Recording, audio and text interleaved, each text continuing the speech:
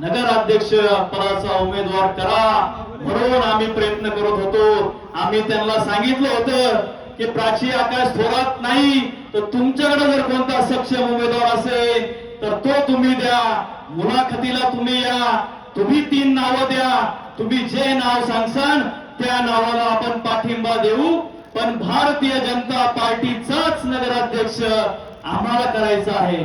अरे आमची ही तळमळ आहे, गेल्या अनेक वर्ष आम्ही काम करतोय, मग आपल्याला वाटणार नाही का आपल्या पार्टीचा नगराध्यक्ष या ठिकाणी झाला पाहिजे, आपली पार्टी या ठिकाणी वाढली पाहिजे।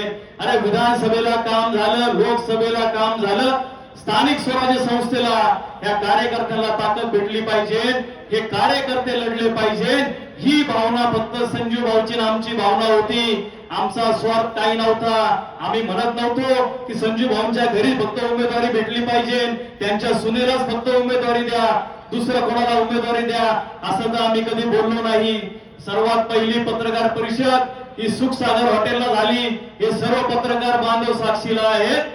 त्या ठिकाणी ठरलं होतं, त्या ठिकाणी संजू भाऊ बोलले की पार्टी जो निर्णय घेईल तो निर्णय आम्हाला मान्य असेल। त्या ठिकाणी पत्रकार बांधवांनी खोदून आम्हाला विचारलं की तुमचा नगराध्यक्ष पदाचा उमेदवार कोण आहे, तुम्ही तुमच्या घरातला उमेदवार देणार आहात का?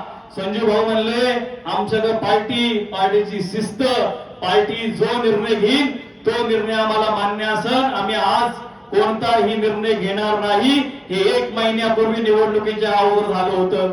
मग संजू भाऊंनी त्यावेळेस भूमिका स्पष्ट केली होती।